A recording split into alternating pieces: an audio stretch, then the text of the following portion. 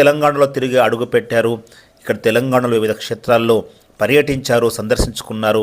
అదేవిధంగా శంషాబాద్లో కూడా ధ్వంసమైన ఆలయాన్ని పరామర్శించారు. ఈ విధంగా తన పర్యటన ఆద్యంతము ప్రశాంతంగా శాంతి భద్రతలకు విఘాతం కలగకుండా జరుగుతోంది.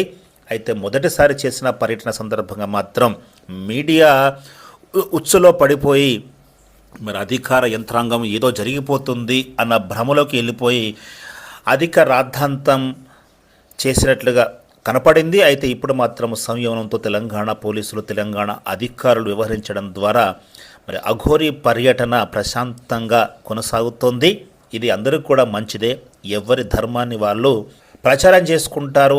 కేవలం దిగంబరంగా ఉన్నదన్న కారణం చేత మరి హిందూ సమాజాన్ని, హిందూ సాధు సన్యాసుల్ని వేలెత్తి చూపడం అనేది ఏమాత్రం సరి అనేది కాదు. ఈ విషయాన్ని ఇప్పటికైనా కూడా మీడియా సంస్థ